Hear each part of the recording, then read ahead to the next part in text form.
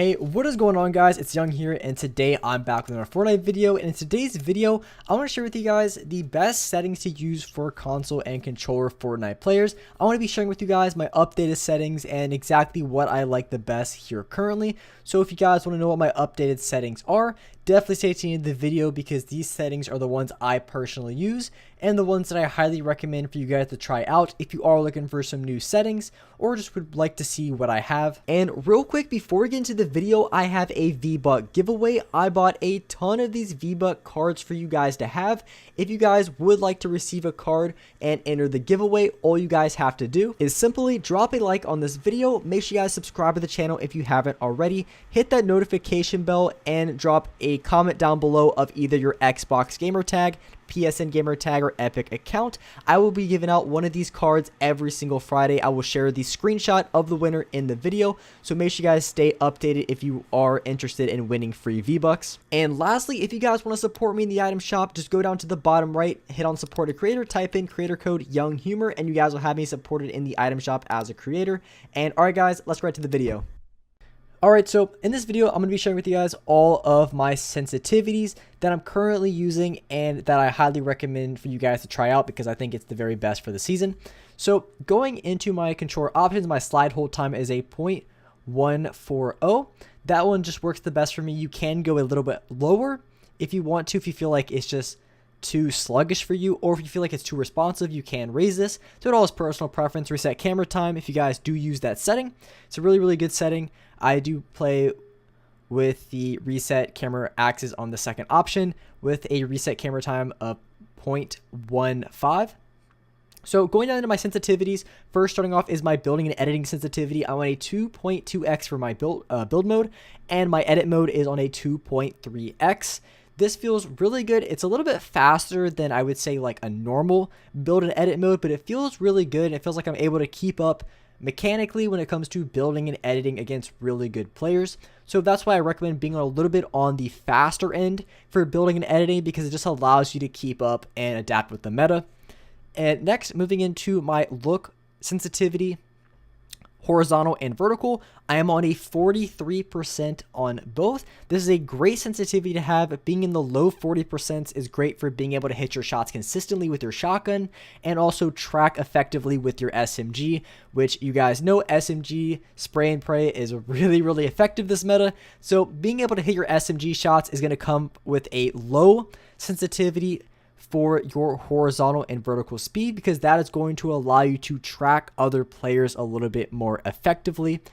And on a 2.2x and a 2.3x building and editing, I'm able to quickly build, I'm able to quickly piece other players and just be really mobile and quick around building, which is really great this season because it's a lot of really fast pace, in your face type of gameplay. So that's why I think these sensitivity settings for building, editing, and then just your normal X and Y sensitivity is just ones that I currently am using, and I just really like them. They just worked well for me. Of course, with all sensitivity and settings, you can adjust them to your preferences. If you like a little bit faster or a little bit slower for your building and editing sensitivity, or even your X and Y, then you can go ahead and raise it up or down a couple of points. But I just wanted to showcase to you guys what sensitivities I was on personally for X and Y and my building and editing, so you guys would have an idea on the sensitivities that I like and kind of the reason why I like them so much for this season. And I can't harp on enough, being on about a 42 or 43% sensitivity is really great, and is going to allow you to beam other players with the SMG in Fortnite from close range really effectively. And being on a high sensitivity for X and Y just really isn't in the meta, and not a lot of players are using it because it just makes it so much harder to track other players at closer ranges. So that's why I recommend the sensitivity settings that I have for all controller players. So next, I want to be talking about my aim down sight sensitivity and what I'm currently using for that. And when it comes to your aim down sight sensitivity, there really is a lot of options and a lot of preferences when it comes to using your sensitivity.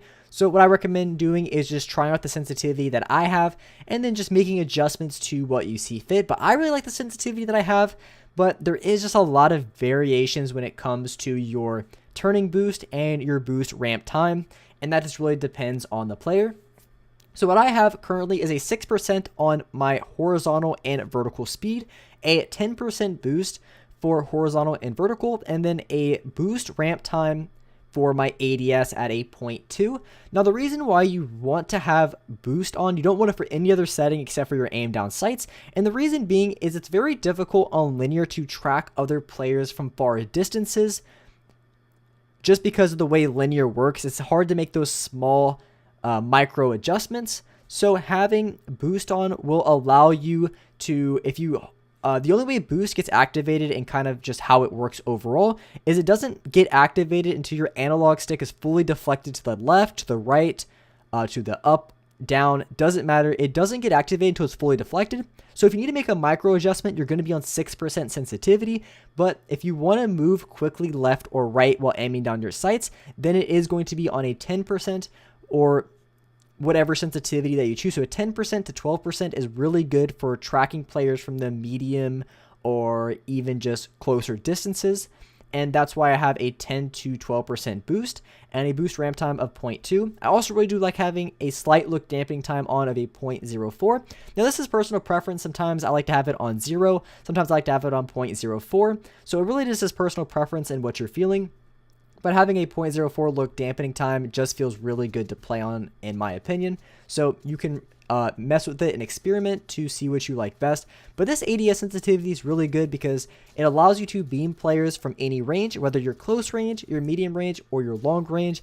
But most of the time, you're going to be hit firing anyway at close ranges. So having a sensitivity that only is the best at close range is not going to be something that you typically want for the season, because if you're point blank, you're more than likely going to be hit firing with your SMG or shotgun and not aiming down your sights, because you would aim down your sights mostly at long ranges and at medium ranges. And the sensitivity that I have works really well, and it allows you to beam players from that range with ease. So that's why I like the sensitivity settings that I have for controller on my aim down sights. And so the last settings that I'm going to be talking about is going to be my dead zone settings. I have mine at a 9% and 10%. And this really just comes down to your controller and the amount of stick drift you have. And if you have a little bit of stick drift, it's typically better if you could have a lower dead zone on your right analog stick, because the lower dead zone you have, the more snappy and responsive your controller feels. So if you do have a little bit of stick drift, maybe you would raise your left analog stick dead zone up enough to where you don't, because your right analog stick is how you aim, and the lower this is, the more responsive your flick shots are going to be, your tracking overall. So if the lower dead zone you can play on your right analog stick, the better. And that's why I have a little bit lower of a right analog stick dead zone over a left. But you really just have to find what works best for you and your controller, because you have stick drift and it's really bad, then you would want to play with a higher dead zone over a lower dead zone, so that way your character doesn't like auto run by accident, which kind of makes you stop healing. So there's just a lot of problems with having stick drift. So raising your dead zones is one way to prevent that. So with that being said, that is going to be all the sensitivities and settings I recommend for console and controller players here in this season. If you guys enjoyed the video, if you guys like to hit that like button, make sure you do subscribe to the channel if you guys are new. Hit the notification bell so you guys get notified for every single time I upload a new video. But with that being said, thank you guys so much for watching the video, and I will see you guys in the next video.